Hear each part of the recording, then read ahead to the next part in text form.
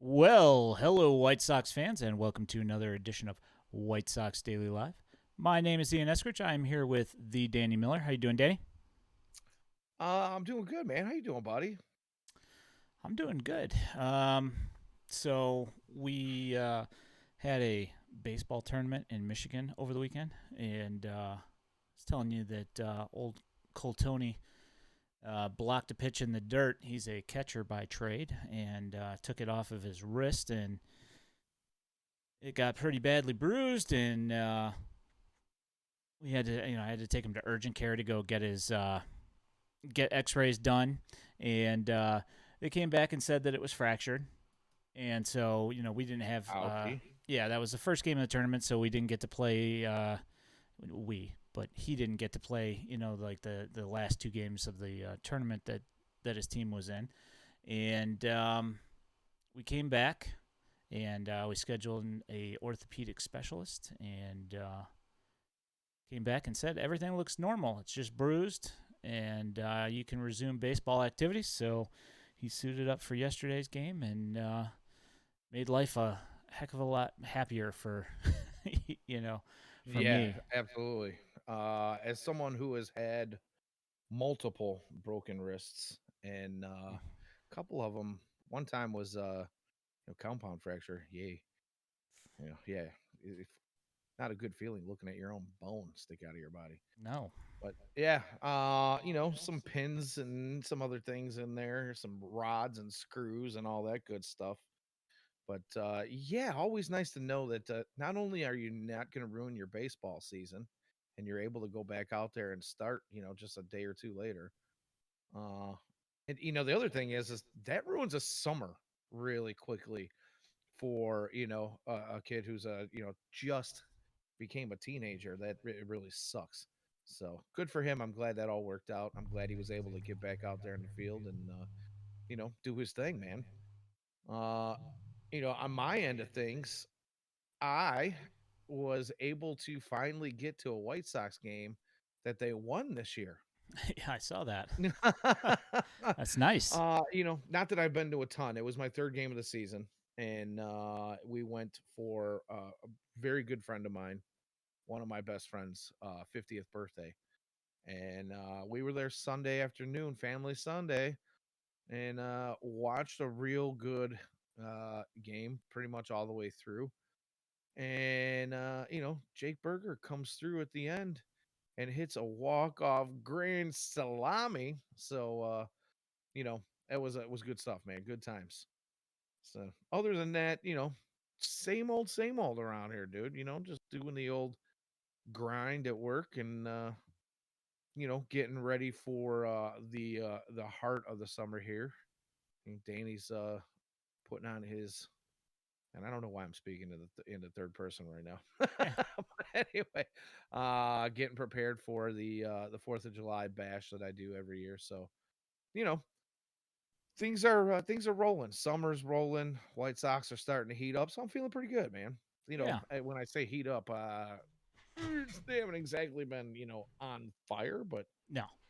had they started the season the way they have played the last 5 weeks, we would probably not even be having some of the discussions that we've been having about, are they going to make the playoffs? Are they not going to make the playoffs? They've been much better to watch. So yeah, man, I'm in good spirits. And again, your news about the boy playing ball puts me in even better spirits. So Yeah. what do you say we get this thing rolling, man? Yeah. So the White Sox have only lost once since we last streamed. They swept the Tigers and won one against the Yankees yesterday, which Lucas Giolito had, there was no hits going into the seventh, and Andrew Benintendi and Luis Robert decided to not catch a fly ball to left center field. With both of them standing within a few feet of it, so the no hitter went away, but they still ended up managing to win 3-2. Um, so we've Yeah, got that going that, for us. that was a little tough to watch. I mean, the thing is that ball couldn't have been thrown out there any better than it was hit to create that circumstance. But at the same time, when you're talking about, and I'm not saying you, but let's just go back a couple of weeks or even into the first 2 weeks of the season where people were penciling Luis Robert in for, the center field, outfield gold glove this year. I mean, he had made some spectacular plays. And just in the last 2 weeks, I don't know if it's a focus thing or what, but I wonder if maybe there's a slight touch of that vertigo thing coming back with him. He just seems a little sheepish on some balls out there. I know they're probably working on their communication a little bit, but it didn't seem like it that day. We watched him pull off on a hit, similar actually hit ball out into right center, and he let Eloy get underneath it. He pulled off of it, which we've come to expect him to just jump in front of Eloy on those. But in that situation, you got to think he's the commander out there, and we know that he's the best outfielder that this team's got, and he can skate from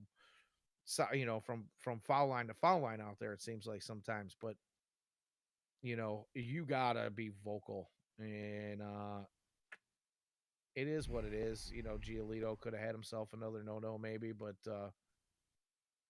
it's difficult to watch. We watched some dog one during the Detroit series on a Javi Baez. It probably should have been no more than a double. And you got to know that Javi Baez is going to try to take that extra bag. He might be a strikeout queen sometimes, but when he does rip one out there, he's going to get aggressive on the base path. And Luis just kind of trotted over there and he picked the ball up and gingerly threw it in. And it was like, what are you doing, dude? And then the following inning, he dives at one that's 12 feet out of his reach and lets it go by him. And we've seen that a few games beforehand where he's letting balls get past him on diving or sliding plays. Like, bro, what's going on, man? Where'd that Gold Glove defense go? What do you? I mean, are you seeing the same things I am? Does it just look like he's kind of lost a little bit of focus? Does he need a benching again? I've seen that suggested in a couple of places that he might need another little, hiatus on the bench for a game to refocus himself. Um, I can't necessarily say that that's a bad idea. I mean, we saw what it did to him last time. Um, I personally find it concerning that that is being talked about again as something that needs to happen again. Yeah, I have to So agree. Tell in you why. such in such a short time period, you know, um, Well, like how many times? Like I mean, at this rate, you're talking about once a month where he's going to have to be set for not doing what he's supposed to be doing. Which is not. You're a professional baseball player, man. Like motivation shouldn't really be an issue. You should want to be the best baseball player that you can be. So why are we having this conversation again? And why are we, why are you not running out ground balls? Why are you pulling up on fly balls and like stuff like that? Like let's get it moving, man. Like go down in a blaze of glory. Don't go out sheepishly. and the thing is through all this since the last benching, uh, the bat has come alive some. Is he absolutely tearing the cover off of it? No, but he hasn't been awful. He's hit a few dingers. He's been on base quite a bit, but I feel like the bat's been good enough to where you don't want to take him out of the lineup. You don't want to cool him in that situation. But if like you're saying, this is now less than a month apart where we're talking about sitting him down so that he can regain his focus. It is definitely concerning. You would feel like maybe that's something a good stern talking to would maybe get him in the right place. But I would think that they probably gave him a good talking to a couple of times before sitting him down when he dogged it down the first baseline in that game for the first benching. So I don't know, Yeah, man. Uh it's it's difficult to watch when you know that this guy is supremely talented and he that's the just issue. seems to take some plays off every now and again. Yeah, I mean, it's like when you look at the White Sox stats as a team, and you notice that he's second in OPS, second in slugging, you know, right up there, in the top third on, in OBP. He's right up there with the average. He leads in home runs, scored the most runs. It's obvious that the guy's got a lot of talent. It's just what what needs to be done. You're not sending him back down to the minors to learn to stop chasing pitches or work on his discipline. So, what do they need to do to get him going? Is my question. Yeah, and I mean, and that's the thing. You don't want to send this guy away. He is potentially the best player on in the organization. If he can stay consistent. It's just that there's those lapses in focus where you just wonder what's going through his mind at those times. And I wish we had an answer for that, but it's something that I wanted to bring up because it needed to be said. We're all watching the same thing here, and we're all going through the same frustrations. And thank God that those times that we have seen it in the last week or so haven't been the it hasn't been a defining moment in losing a baseball game. You know, uh it makes things interesting. Could lead to it, but it hasn't. Could end up leading to it, but it Yeah. has not. It hasn't come back to bite them. So, if we're looking for the positives, because I don't want to sit here and be negative all the time, especially when the White Sox are winning some baseball games right now. So it hasn't hurt them. And I can only hope that he just figures this thing out because the Luis Robert that is mashing and chasing down everything out there and making the spectacular plays, the guy that I want to see. He's the type of guy that, we talk about last week and the week before about doling out big contracts in this organization. If you're going to give it to somebody that's already in this organization, I think that he's got the most potential to be the first $100 million plus man in the White Sox organization. But he's going to have to keep it together. He's not just get it together. He's got to keep it together and hold it together consistently. Yeah. I mean, we talk often about how batting average isn't like the be all end all stat and everything, but the guy's got to be hitting more than 260.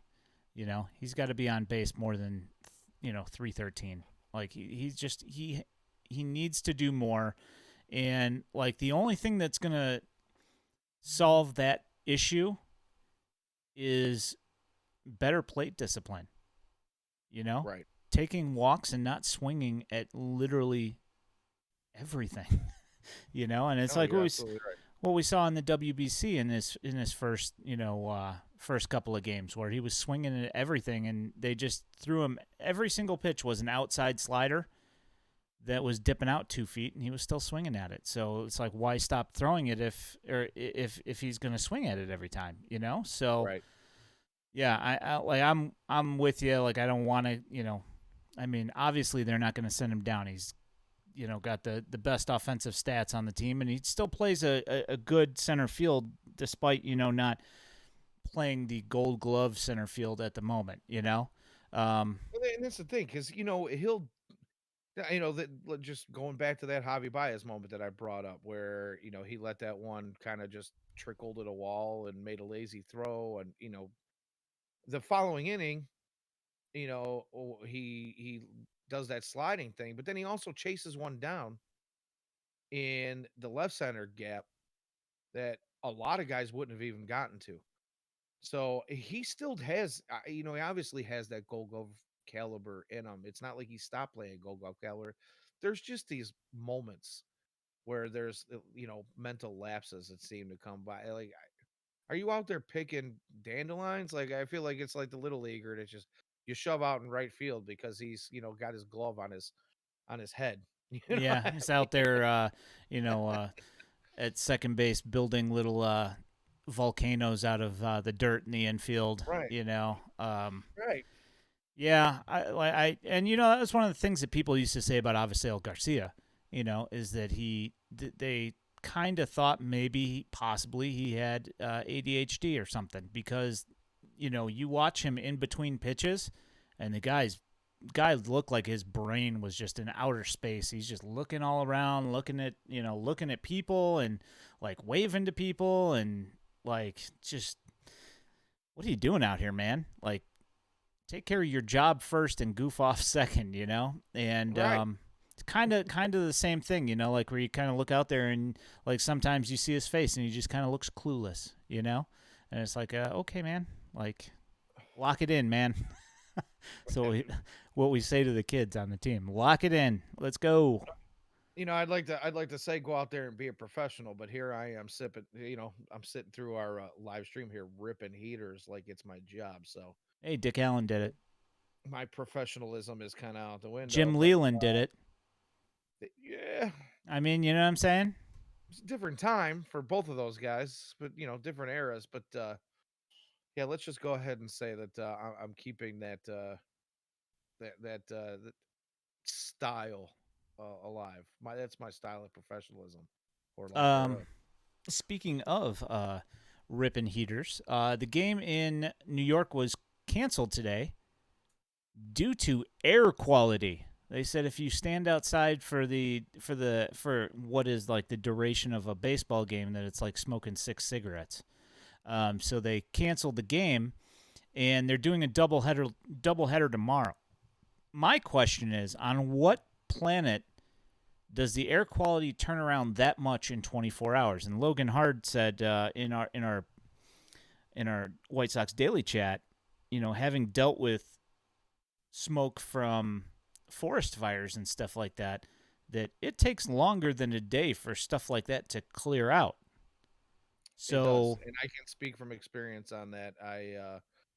When I was in the Navy, I was stationed down in North Florida when in the '90s. Half of Florida was on fire, and being in the military, we had to fly all our jets off the base, and because they're worried about any kind of damage from falling ash and those kinds of things. But once that's done, you've got a bunch of people that really are kind of out of a job, and our job becomes now protecting our base and then also responding to civilian calls and helping out in the area around there. And I'll be honest with you, there were times during that, and this lasted probably a month, 6 weeks, where we were dealing with these things at one point. And there are times when it does get almost you almost want to choke, and you're just standing outside doing nothing. You're kind of just breathing this air, and it smells like you're surrounded by campfire and you're nowhere even close to fire. The only thing I can say is that during that time, there were times when the wind changed direction and things kind of clear up. So my only thought is maybe they're hoping that that's the kind of thing that happens, that we get a southerly flow that kind of pushes everything that's coming across the border from Canada over there, and I don't know, maybe it clears out, but I'm right there with you guys. I don't know that they're going to be able to get these games in tomorrow. If you can't get one in tonight, what makes you think you could get two in? yeah, Less than exactly. 24 hours later. Yeah, that's my thinking is like, okay, so maybe 24 hours later, but you're going to get in two? I don't know. I mean obviously, I am no meteorologist, but I did spend the night at a Holiday Inn Express and Yeah, you know, um it just seems like that's a little bit of a reach to me. I don't yeah. think I that's think going to you and happen. about at least half the White Sox fan base, from what I saw on the tweets and the socials and everywhere else, a lot of people are having the same exact thought. So we'll see how it goes. Fingers crossed, because one of the other things that was related to that I saw along with those tweets was that everybody's kind of wanting to play the Yankees with Aaron Judge being out at the moment. And if these games get rescheduled for later on in the year, might be a little bit more challenging having to, especially for pitchers, having to go out there and face this guy. So Well, I mean the way pardon me. while we wait, we hydrate. The one thing that you could say is that their next series against the Yankees is the 7th through 9th of August. And you can figure that by then, Giancarlo Stanton will be back on the IL by that point. So at least you only have to deal with one of those two. So, Yeah. um, I It mean, almost I'm seems just like it's saying. a given, right? um, so, in White Sox transactional news, Hanser Alberto has been DFA'd since we last talked. He has.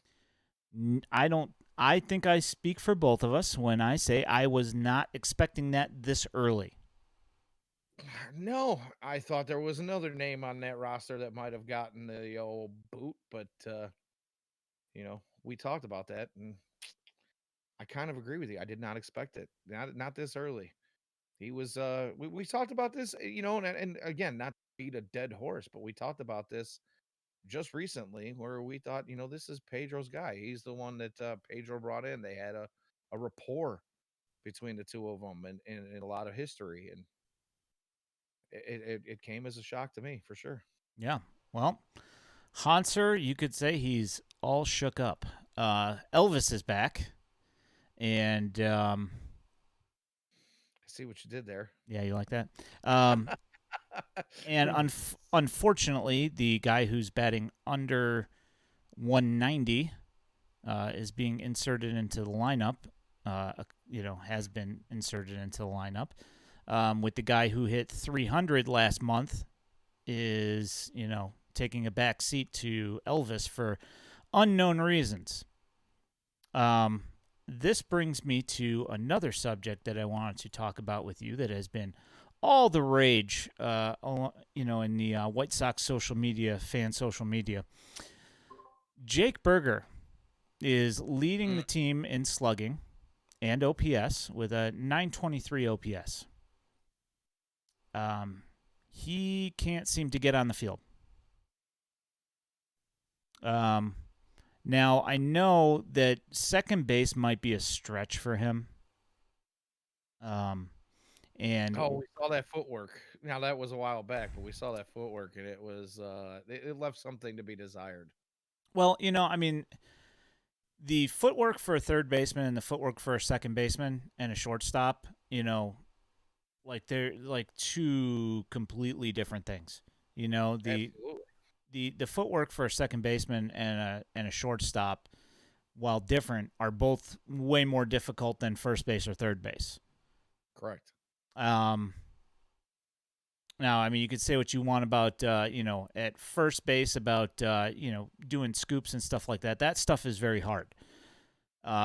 But the footwork for over there isn't nearly as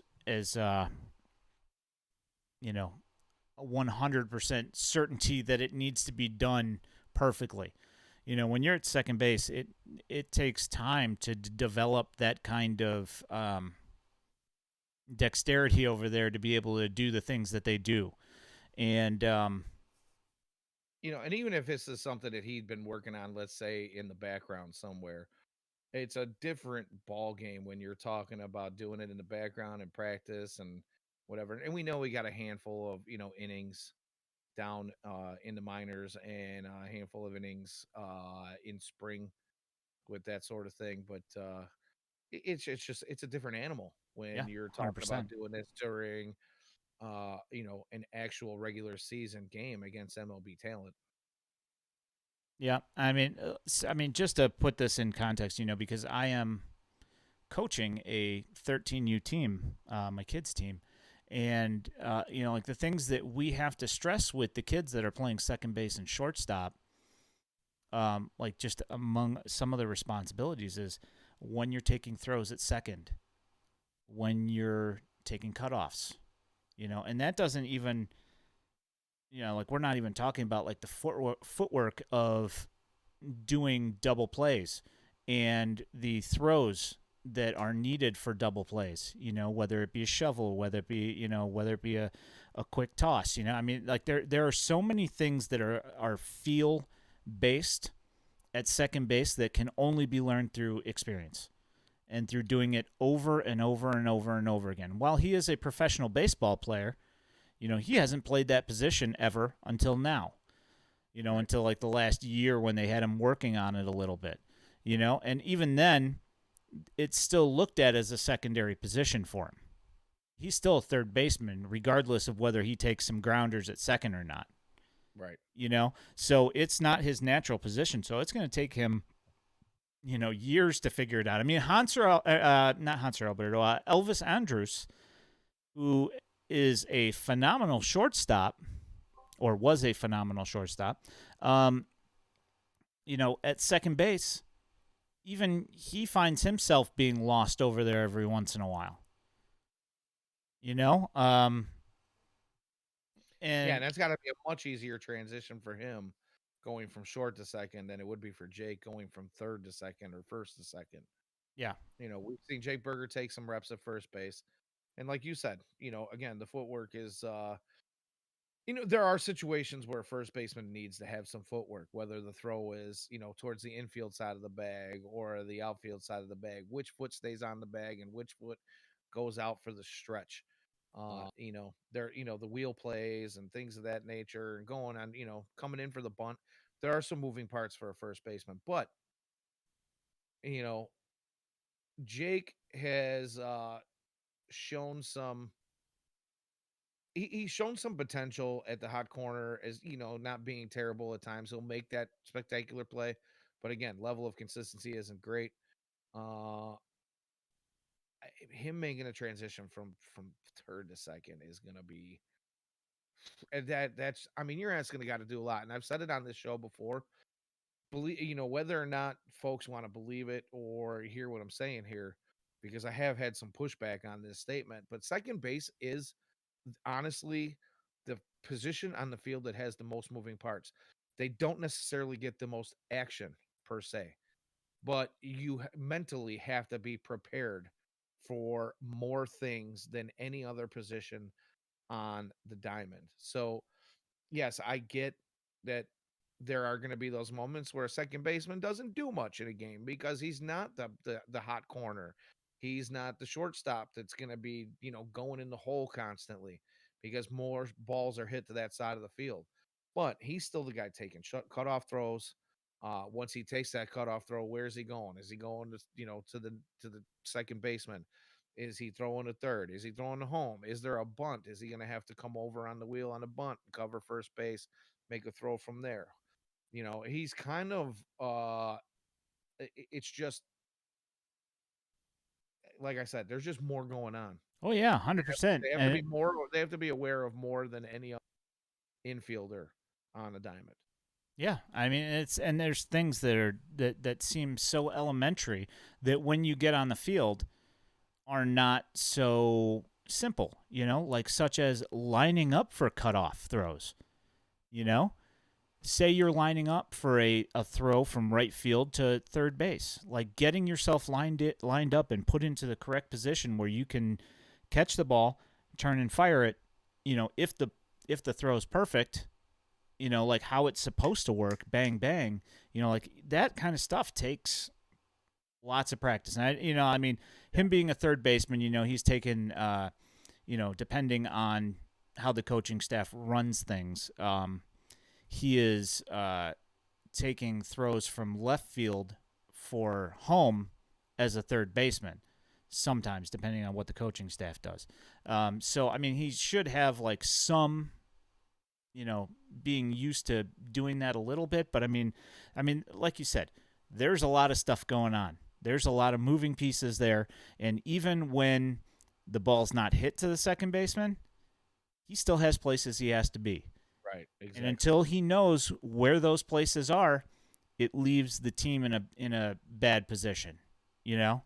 And I think the reason that a lot of people are kind of hesitant on taking, what we're talking about here as truth is because they're not always necessarily involved as much as the other guys. It But looks just like they're because not. they're right, I should say directly involved. But when you're watching a game on TV, just because he doesn't necessarily ever get the ball in his hands on a particular play, does not mean that he is not having to be aware of so many other things that are going on. So yeah, it's not an easy position.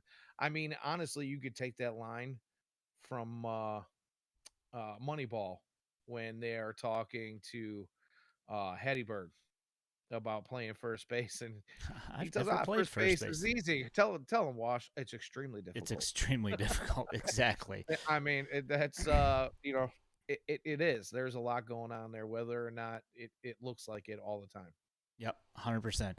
Um, and like especially like when you talk about the fact that you've got Elvis Andrus, who's him and Romy who are bopping back and forth, at second base, and Romy is at a +1 DRS at second base, and Elvis is at a -3. And this is a guy who's known for having a great glove and for playing shortstop. They move him to second base, and granted, last year, he has been slowing down, in his age and whatever. But the thing is that Elvis has made some mistakes. That's nothing compared to what Jake Berger's going to do if he's in that same spot. And the thing is, I mean, he's an awesome guy, but mistakes will be made. There are going to Right. be a lot of growing pains. Now, is the offensive output that he's putting up, is that worth putting him at second base and moving Romy, or I personally I prefer Romy over Elvis, just because Yeah. he's faster, and he's got a better glove and he's got a better handle on second base than Elvis does, which is And he's bizarre to been say. And he's been He's been hitting, hot. yeah, He's been hot with the stick, which you and I both thought this was going to happen when he finally gets consistent playing time day after day after day. And people can say, "Well, he had this many at bats last time he was up, or that many at bats last time he was up." it's different. Okay, he did, but they were coming in waves. There was a lot of time off in between.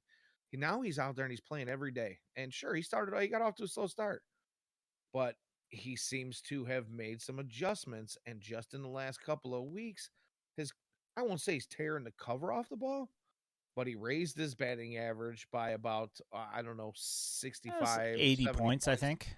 80 points. It was I, almost 100 points at one point. It did kind of dip back a little bit down.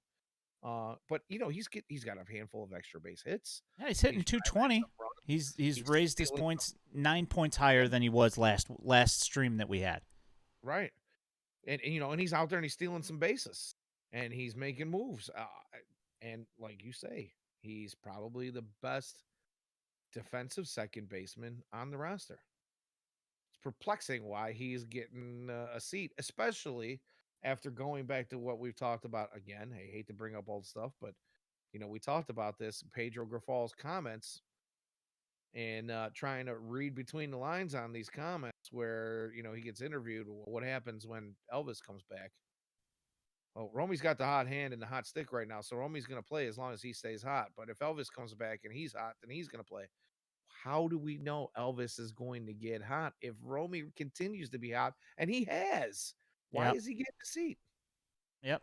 I Yeah. can't. So I mean, he's played 4 days of the last.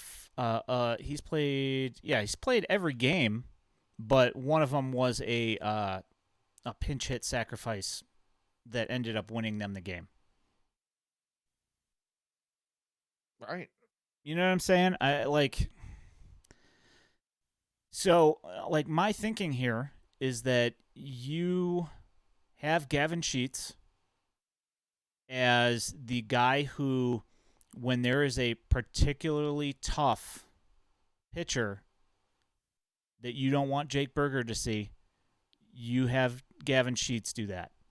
And Absolutely. you have Gavin Sheets give Andrew Vaughn his day off on the week. Otherwise, Jake Berger is DH all the time, and Romy is at second All base the all time. the time, All the except time. for when Agreed. he's being spelled. So that way you get your bat in the lineup of Jake Berger, and you get plus defense at second base, plus a guy who hit 286 last month, with, I don't know, 3 home runs and like 6 doubles and 2 triples or something like that. Right. I mean, does And until Oscar Colas figures it out, you know, uh, is looking like he's going to be your starting right fielder right now. And I can't say that I argue with that mentality. We've talked about it where we really didn't want to see a whole lot of Aloy in the outfield, but again, roster construction at the moment says that's who's going to play every day in right field. So we're talking about these moments where, well, oh, we got all these first basemen and DHs on this team. Well, Aloy is the guy right now. And, he's what kind of hitting streak is he? Was he on there? He was like 18 games or something, Something. 17 Yeah. games. Yeah. I mean, he's hitting. I You mean, know, granted, so he hasn't started hitting for power so much, but no, hey, when you've got a team that's trying to, well, I shouldn't say trying, they are actually starting to win some ball games here. I'll take the parade around the base paths. Obviously, you want to see him hit some dingers, you know, as the guys on the score would say, a whole lot of dong going out there. But yeah, I thought that was pretty racy for the radio myself. But I mean, yeah, right, right. Anywho, you know, eh, obviously, like I said, once Oscar Colas figures it out, Eloy's going to be until he figures it out and he starts finding his power stroke again. Because it's not like he's not hitting the baseball, down there in Charlotte. yeah, But we're waiting for those power numbers to come back, and obviously his chase rate has got to get a little bit better, and it has. yeah, But you know, it, that like you said, Jake has got to be pretty much your everyday DH at this point if Eloy is going to play in the field. yeah, And Gavin, there are, like you said, there are particular situations where it might be an extremely difficult pitcher, and you'd rather see Gavin get that exposure than Jake. There might be a pitcher who has got some kind of weird splits against, righty lefty. These, Gavin's kind of got that backward split in that department, but those are those moments when you use Gavin Sheets. Maybe you need to bring in Gavin Sheets in a pinch hit situation later in a game where matchups don't work out. He's still going to get his playing time, right?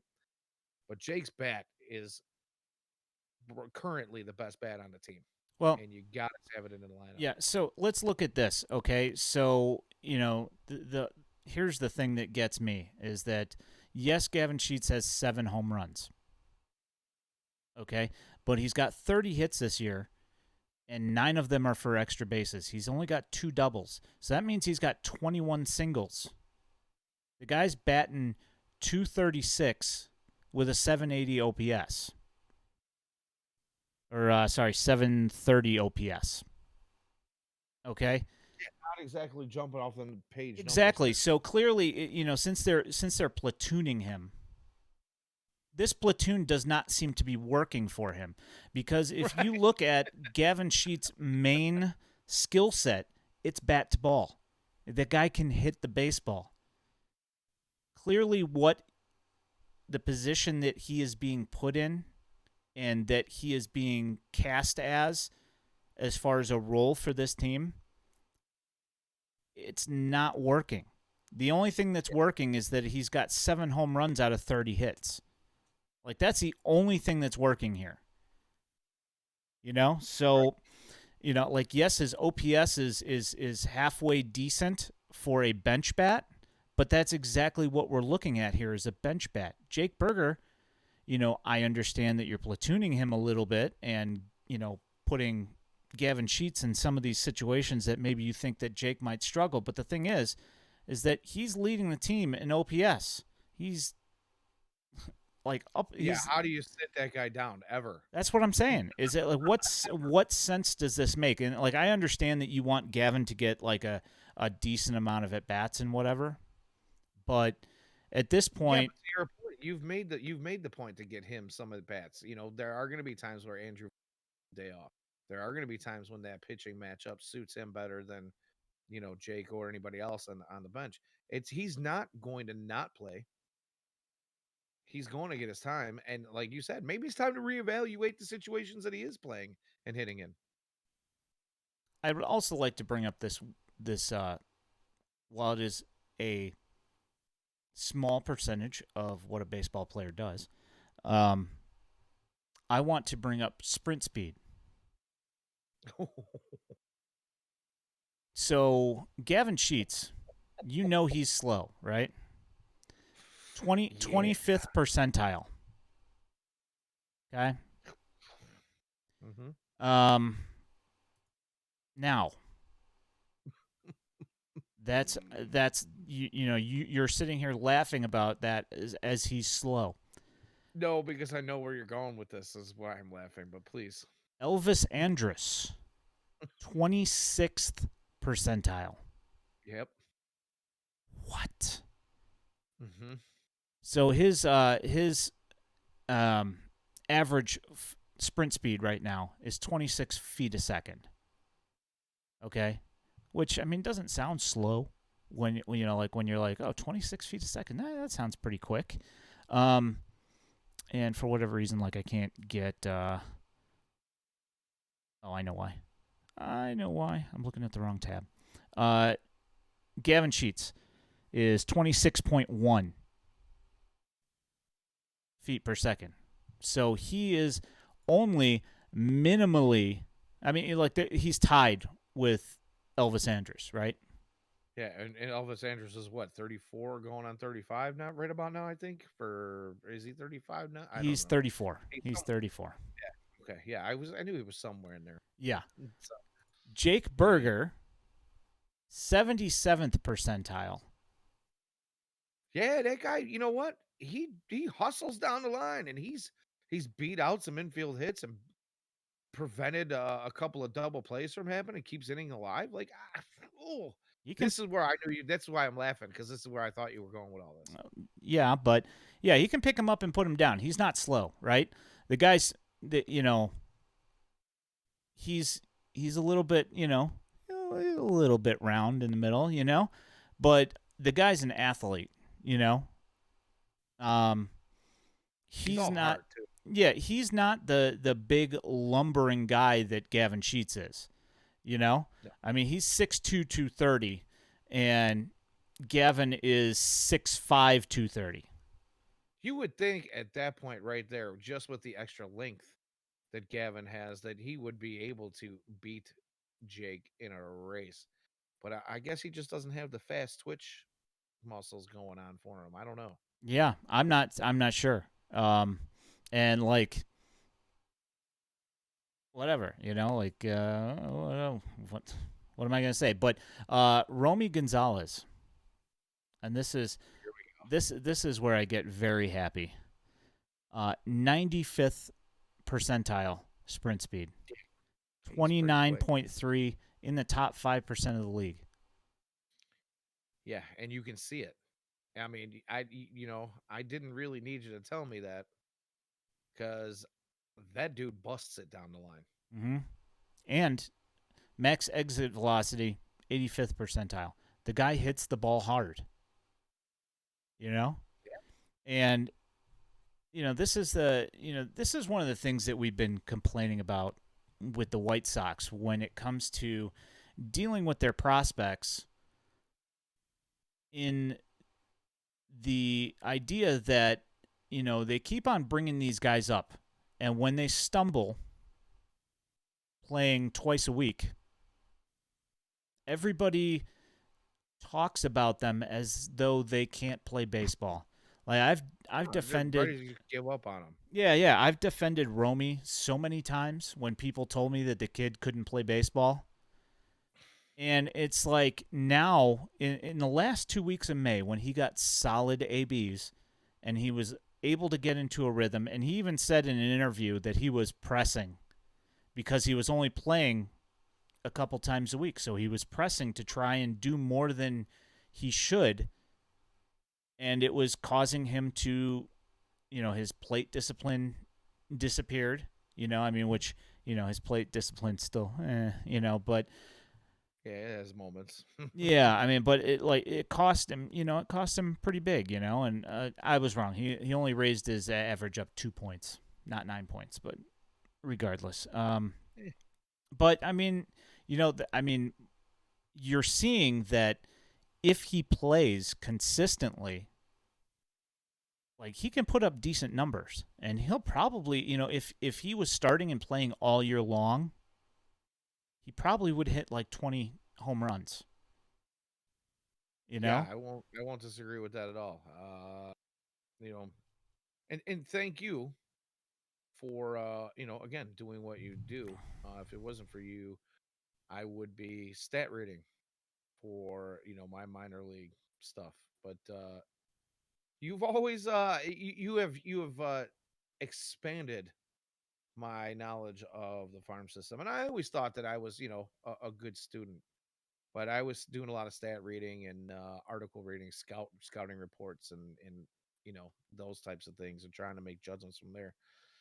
But these are the kinds of moments now where I say, the eye test actually does kind of play a little bit. You can't just throw the eye test away. No, it's a Do I it's think a it should be the deciding factor in a decision made on a guy? Not necessarily, yeah, but a lot of folks who are stat heads, including myself, I was guilty of it for a long time. Thought, well, the eye test doesn't mean anything, yeah, and right. your eye test might be different than my eye test. We might be seeing different things here, but with him, I have to say the same thing. I've also been defending him for a while now because I have caught a lot more of mostly highlights. Obviously, we don't particularly put up low lights for a lot of these guys. Nope. But just being able to see this kid play in some of the highlighted clips that you put up there, you go, wait a minute, man. I mean, the kid just seems like he's got the pedigree to be a really good ball player. He's got He's so much athleticism, right. and like the thing is 2021. The guy had a 900 OPS across the entire season, with like 3 months in Birmingham, and then 2 weeks in Charlotte. You don't luck into a 900 OPS in Birmingham. No, I was just gonna say, you can maybe expect those kind of numbers from a guy that's spent a whole season in Charlotte, but wow, I mean, you got to be putting up some slug Yeah, to be able to get a 900 OPS in Birmingham. I don't remember. I don't remember what his OPS in Charlotte was, but I'm pretty sure it was around like 1100 or 1200. And Yeah, like that two was, weeks of that will yeah, raise your OPS a little bit. yeah. Like the first week that he went to Charlotte after getting sent down, I want to say that he hit like 5 home runs in the first week. I mean, That the sounds about right, actually. clearly the guy can play baseball, and Absolutely. it's like with the White Sox. It happened with Jake Berger before. It happened with Gavin Sheets.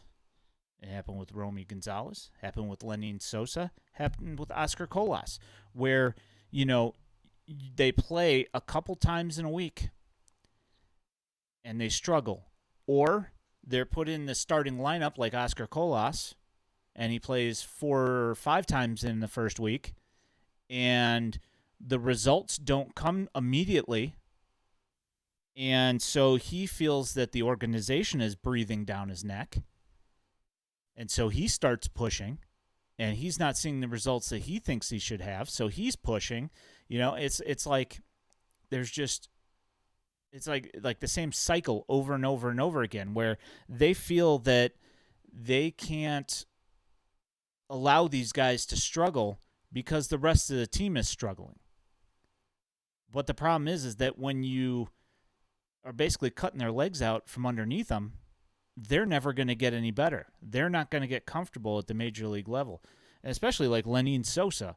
I mean, it's like you look at his Dan Victor, our very own Dan Victor, posted like the first 200 at bats or whatever of Lenin Sosa in every level, and then the next 200 after that.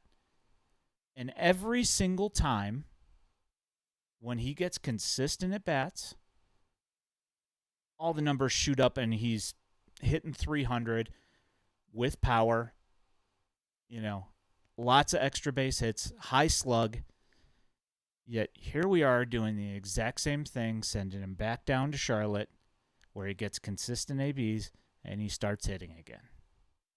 Yeah, and we've heard a lot of people make those claims. Like guys that were up and down last year, and they come up with the MLB club and they struggle, and then they send them back down, and within the first week or two, they seem to be getting it back together. And we saw it with Gavin Sheets where he went down and he came back and he found his stroke again. And Well, they're like, oh, he went Chris he went down to Johnson. Charlotte. Chris Johnson did help him and did kind of make some adjustments with him. I'll give you that, but the question is too was how much of that is you know just getting consistent playing time between and I'm not saying Gavin Sheets. I'm just talking about the guys that go back and forth in general. Where we're talking about guys who are coming off in a bench role here and getting the shaft because they're not getting the consistent playing time, Yeah. and then they go back down there and they get the consistent playing time, and lo and behold, there it is. And you Yep. come back here and they go back into a part-time player role, and oh, he sucks again. Well, no, he just it doesn't work that way. Yeah. When You you start gotta give one of these every guys, 5 games. and like we exactly, and like we've said before, if this season isn't one that we're going to go out and win 100 games, which obviously is not going to happen. They've got 100 games left. They just to get to over 85 wins, they have to go like 58. They have to win 58 out of the next 100 just to get to 85 wins. Is that possible? I believe it is if we can find a level of consistency. But my point is it's not going to take a 100-win team to win this division. Why are we not giving these young guys all the opportunities that they need to either prove themselves or shoot themselves in the foot? We're relying on 34-year-old, retreads Over and and over and over over and again. over again Yeah. and talking about being contenders. Well, you know what? I'd rather take the 23-year-old kid who's mashing at Charlotte and has been for, 2, 3 seasons throughout the minor leagues and give him an opportunity to get consistent playing time over the guy that we're hoping can find a resurgence of his career that goes back to 2016. You know, Elvis Andrews, fantastic defender at shortstop, or was back Was, then. yeah. Slowed down. Was, Range isn't as but he good, is but he's lost a step. He's a bit older, and he hasn't hit the same way that he did back then. I mean, we're talking about a guy who has his highest career or his highest single season OPS plus in his career, I believe, is 110. something like that. And then he's got another one that's like 104 or 105. And every other season outside of that, he's been below average. 100%. He has Yep. not hit the 100 mark in OPS plus in his entire career, except for those 2 times, those 2 seasons. I am So, looking it up what are right we now. what are we hoping for from this guy? What are we trying to get out of him? He's shown you who he is. He's 34 years old and been playing this game for 13 years, What 14 years. what they were hoping to get out of him was the 116 OPS plus that he put up But they got out in of him for 5 weeks in last year. 181 at bats last year for the White Right. Sox. I mean, before that though, I mean, he did have a 104 in 2022 because of the White Sox, and he was a 97 with Oakland, but like his last 100 total OPS plus was in 2017. I mean, he did say, like he did fracture his elbow. Like I get it. And he said that Yeah. he figured something out last year When he before came he here. came to Right. the White Sox, and he sorted that out.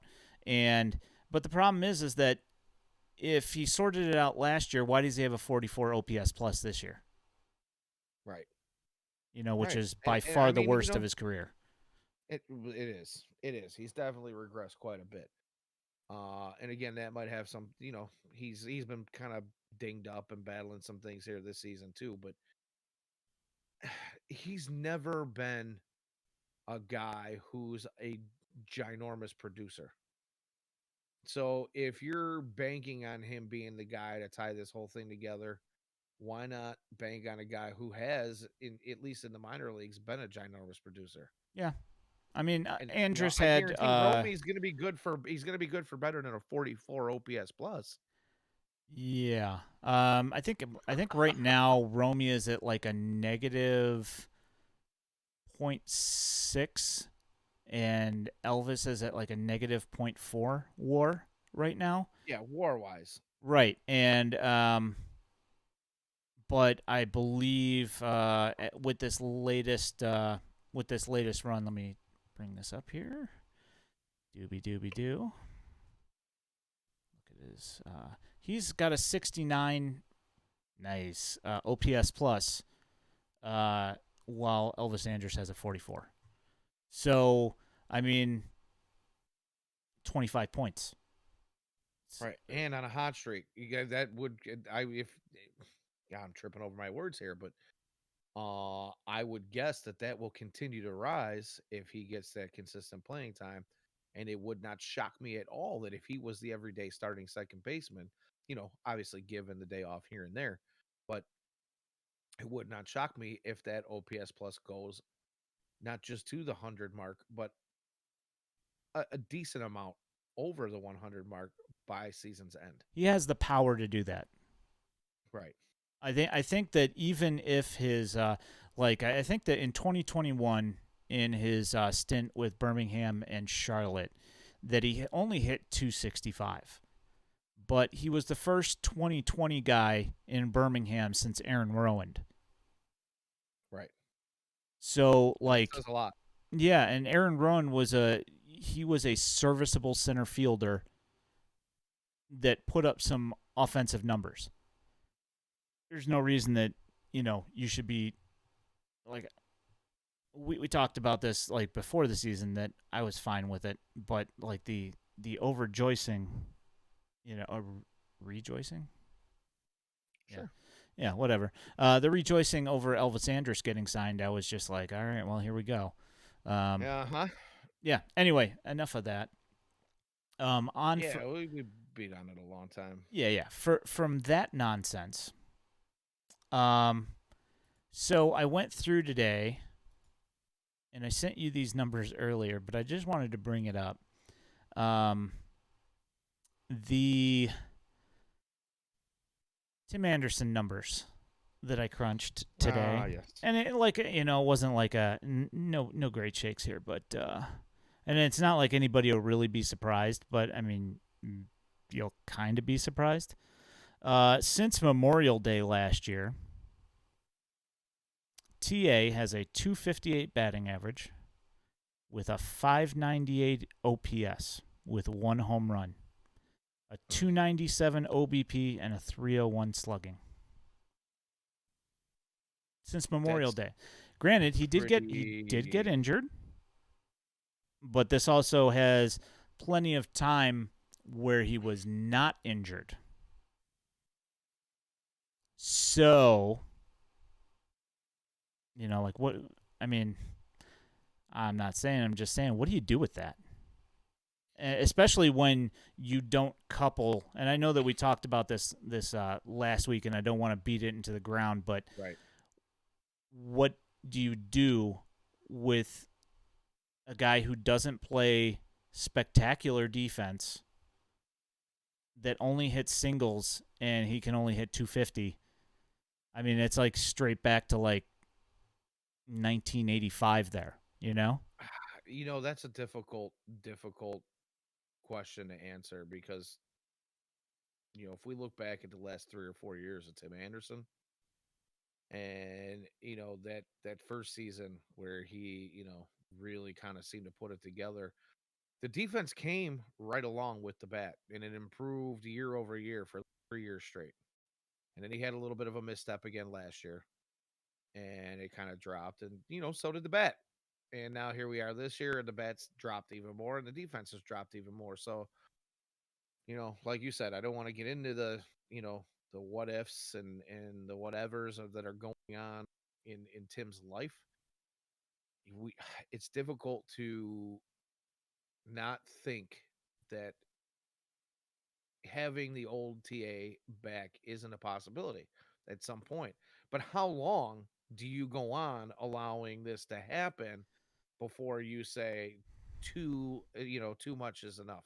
That's what You I'm know what I saying. mean? Like it's it's difficult. How do you take Tim Anderson out of a lineup? You know what I mean? Like Tim and what we've seen.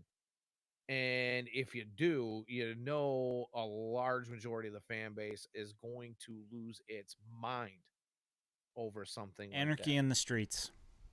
Absolutely. There's going to Yep. be, yeah, pitchforks and torches. People will lose their minds if this happens. But the thing is, though, is that if you put those numbers in context, over a year. I was wrong that he did hit a home run in July last year. So July last so year. he's Yeah. got one home run over a calendar year. And I want to say that he only had over this calendar year from Memorial Day to Memorial Day, I want to say that he only had like I think it's three 12, dingers. 12 extra base hits in that time. I think he had like 8 doubles last year in that time period, and he's got like 3 this year. Yeah. It's Yeah. not good. It's just a very very bad baseball, and like we're even talking like like I know that he was gone for like 4 weeks or whatever with that knee strain, but I mean we're talking about before that. Before that, he wasn't really hitting all that well either, and it was all singles. You know, I mean Right. it's not like anything has magically changed from last year. I mean, like he didn't get injured until August of last year. Right. So I had June, July, and the very beginning of August, and I think he was injured in a little bit in May last year as well. Which again, this is another thing that we talked about last week with the fact that he's always injured. Um, They can't stay on the field consistently yeah, for sure. and then you put up those numbers, and then we have an interview with Scott Merkin or whatever, and he's talking about trying to get like a $250 million contract. Are you out of your mind? Anywho, Yeah, you gotta stay on the field to do that, pal. yeah. So, um, I don't know if you saw a tweet that I put out earlier. Um, Justin I Jersley saw got a few. ejected tonight. Oh, that was great. The So following what ensued later was fantastic. But anyways, go ahead. yeah. So for those of you who haven't seen it on at Daily White Sox on Twitter, um, a ball was hit into the right field corner by the opposition, the Gwinnett Stripers, the AAA team for the Braves. Hit one into the corner. First base, the umpire at first base calls it foul. They, all three of the umpires convene in the middle and talk about it, and then they decide that it's a home run. Which I don't know what changed between the time that the guy called it foul and after all three of them got together, but then they call it a 3-run home run, and I was off Jim Bob as well. Um, but Jersley lost his mind, and rightfully so. Went bonkers on the umpires and ended up getting launched. This coming a day after Nicky Delmonico, the hitting coach for your Birmingham Barons, got run Oh, this is yesterday fantastic. Yeah. for Chasing umpires yeah down. for defending Tyler Neslony, who had a couple of he was up 3-0 in the count. The next pitch was a perfect knee high strike. The next one was at his shoulders, called a strike. And then the next one after that would look to be a sinker low and Yeah, like in 4 inches, off four the inches in. in on the plate, and he got rung up. And Nicky Delmonico started giving him the business from the dugout, and he got thrown out from the dugout. Umpire starts walking away towards third base, and Nicky Delmonico comes out of the dugout and chases him across the field. I mean, it was almost Nicky Delmonico fast, so I won't say it was a full sprint, but he was moving. He was Yeah, hauling tail to catch that guy. I mean, I'm not saying he's Jake Berger out there, but he's Oh, not that okay. slow, you know? Now we can use Jake Berger as a frame of reference for speed. Which when did you think Speeder. that was going to happen? I sure You didn't. know what? I sure didn't, but I'll tell you what. After I mean, especially the last couple of weeks, he's really, I said it earlier. Watching him beat out some plays, that look like they're going to be double play balls to extend innings. I want to see so much more of that with this White Sox team. That's the kind of thing that we were sold. when this rebuild started, where we were talking about we're going to develop, we're going to bring these players along, we're going to, we're going to have all this new technology for them to feed on and figure out how to, you know, become better ball players and get more out of their bodies. We've got these biomechanists and all these things. And Jake Berger, of all people, is the one showing you how it's done. The guy who blew out his Achilles twice. Um, Right. yeah, The it's guy who people said was sitting at home eating pizza and playing Fortnite and was never going to come back he because he was. was in a bad place. Yeah, he was. Oh, he's in a bad place. You know what? But he persevered, made his way back, and now everybody and their brother wants nothing more than more Jake Berger. I Mm-hmm. want more. I want more Berger. Yes. Um, yeah, so I think it's a good place to call it for the week. I know you got a Yeah, lot of stuff going on. I got some stuff going on. So, indeed. um, But it's great chatting with you, man. It yeah, really was. yeah, have fun with that. By the way, before we sign off, I do want to bring up, and I'm sorry to step on you yet again, as I've been known to do, but I just want to say, I finally had an opportunity to get home in time early enough to catch most of another live show of you being a guest on. Oh, the au You jus. spent some time with Beefloaf on I the Oju did. Monday night, and I got to say it was a great watch live. Thanks. Appreciate that. Very entertaining, the two of you, and a lot of really good information out there that you and I might talk about a little bit here, or even behind the scenes amongst ourselves. But getting the word out on the minor leagues, and especially some of the names that you guys threw around about, you may not have heard about this guy or you don't hear much about this guy. Really fantastic stuff. I'm really proud of you, man. You did great. I Appreciate that. am I'm really happy to be your co-host. I Yeah, I really had am. a You make me look good sometimes. ah That's difficult. yeah, I had a really good time. He's good host and good at interviewing, so made it really easy on me, and like I do watch a ton of minor league baseball, so you know, um, of course, No, really fantastic stuff there. So if nobody has seen that and you guys are listening to the podcast here, definitely go check out the From the 108 YouTube channel, and the you can au also check it out. jus. The Aju, yes, the Aju was really good this week with Ian being the guest host. Appreciate that. So yeah, Guest, just guest, not guest just a guest. host. That's that's not, I yeah, didn't no, take over for Beef Loaf. no, no, you're right. I guess guest interview. Yeah, you were just a guest. Yeah, just a Yeah. guest. Um, Stop trying to turn it into something it's not, Dan. so Dan Victor, our boots on the ground in North Carolina, who writes for us and also writes for Prospects 1500. He dropped an article this week on the absolutely lovely Noah Schultz. And if you have not seen the tweets about Noah Schultz's first appearance in Kannapolis, go do that because the kid is electric. He's gonna And set the world on fire. it's a really good piece as well that's got some good stuff from J.J. Lally, the scout, and from his pitching coach from when he was in high school and in club ball. And some good information in there, and of course, we would appreciate the numbers and shares, of if you are willing to do that. Tell a friend. Tell a Yeah, friend. tell a friend, tell a friend. So we also have a YouTube channel and a Facebook page. These streams always end up on YouTube after we get done with our streams. So if you are so inclined, go ahead and hop over there. If you need to clip something so you can call us an idiot later, Yeah, absolutely. we'll take it. I'm Um, here for it.